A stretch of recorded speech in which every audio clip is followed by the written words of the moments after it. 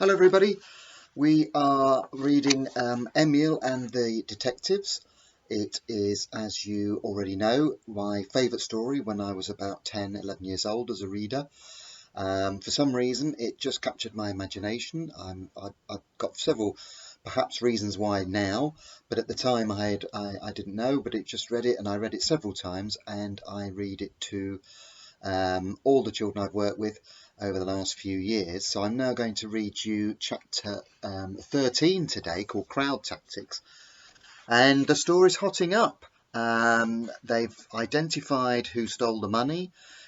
Emil's made some friends. They've chased him, or followed him to a hotel rather than chased. They followed him to a hotel, and now they're keeping guard outside the hotel to make sure that he doesn't get away. Mr. Grundeis doesn't get away. And I think we're going into chapter 13 now, which is called Crowd Tactics.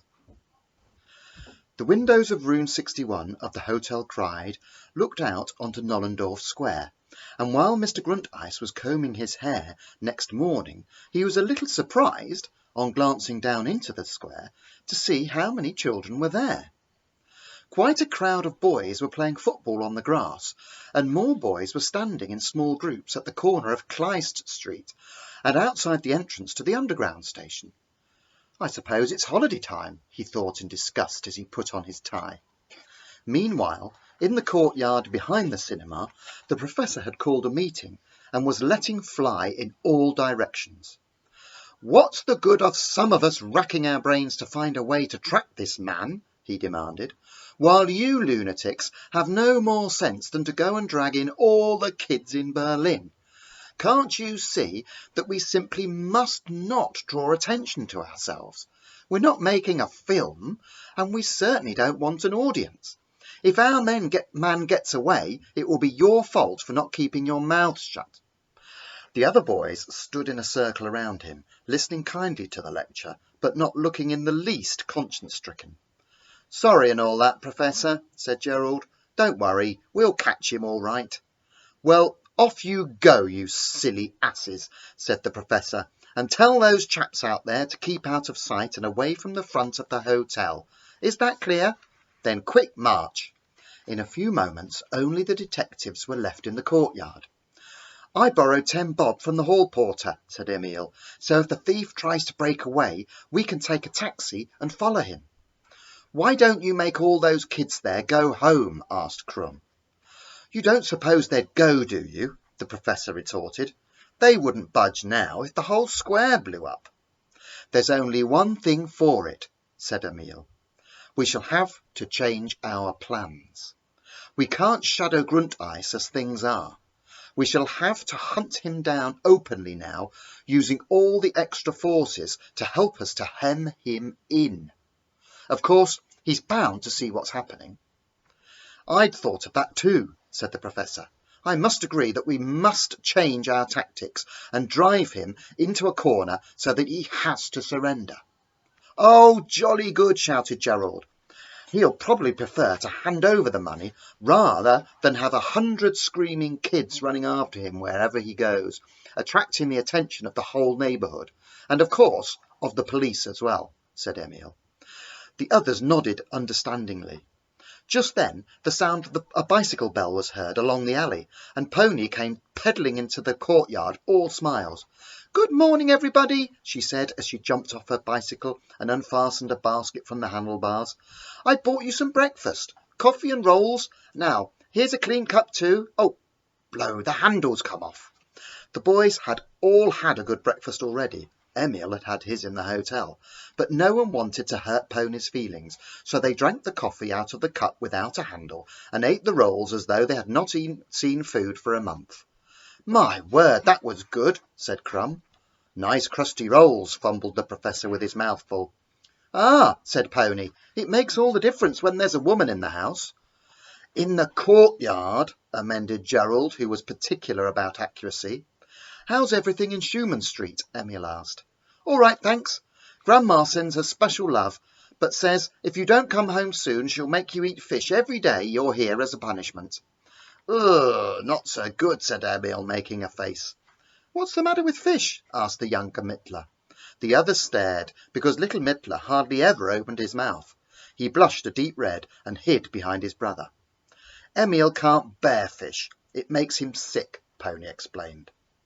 They went on talking, feeling very pleased with life, and the boys were all attentive to Pony. The professor held her bicycle. Krum took away the thermos and cup and washed them. The bigger Mittler screwed up the paper bags which had held the rolls. Emil fastened the basket onto her handlebars again, and Gerald felt her tyres to make sure they were hard. Meanwhile, Pony herself danced about the courtyard, singing and chattering. Then she stopped suddenly, balancing on one leg, and exclaimed, "Do tell me, what on earth are all those kids doing in the square? It looks like a holiday camp." "They heard we were out after the thief," the professor replied, "so they're hanging about to see the fun and join in if possible."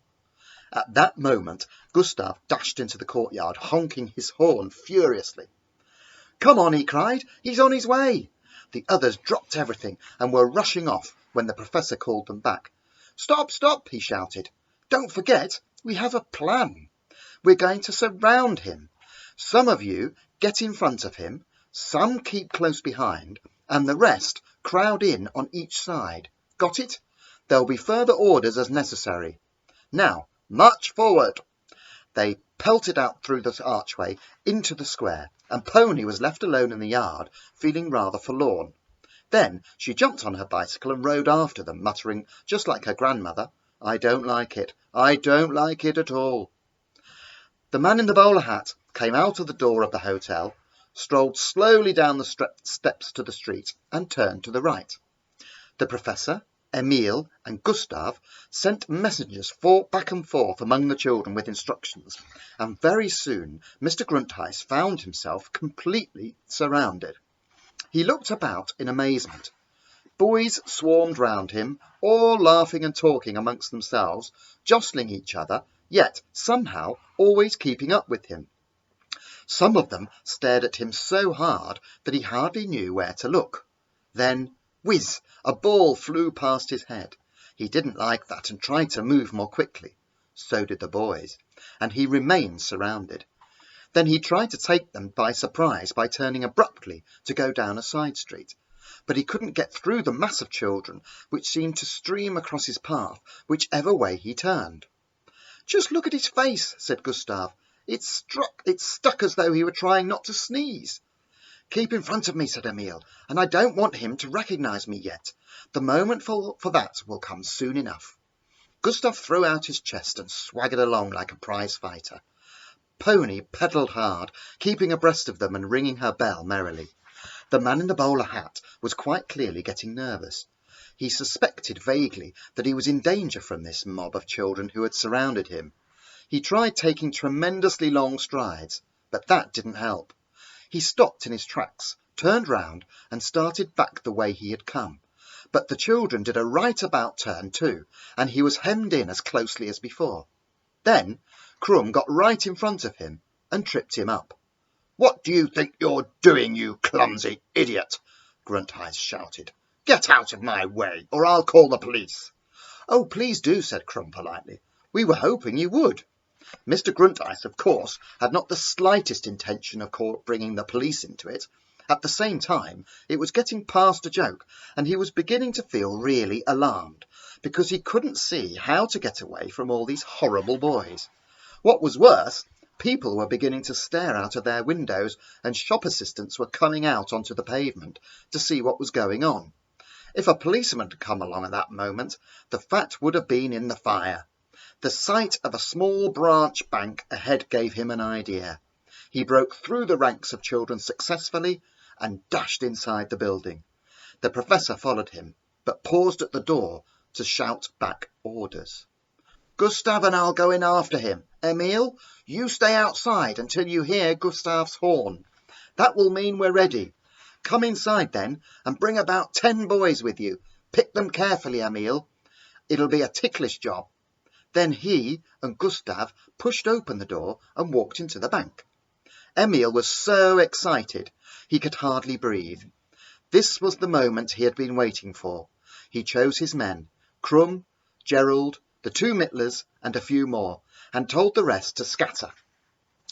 They only withdrew a step or two, however, for they simply couldn't bear to be out of what was going to happen next. Pony got one of the boys to hold her bike while she spoke to Emil. "I'm still here," she said. "Good luck. Things are getting pretty lively now, aren't they? Gosh, I'm so excited. I can't keep still." "Same here," said Emil.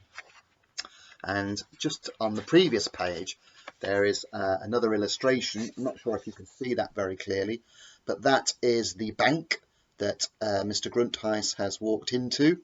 And that's where we will find him tomorrow when we read the next chapter of the book, chapter 14, which is called Saved by a Pinprick. So chapter 14 tomorrow, Saved by a Pinprick. I think we're getting to the really exciting bit of the story now, but I'm going to wait till tomorrow to tell you what happens next. So take care and stay safe. Bye bye.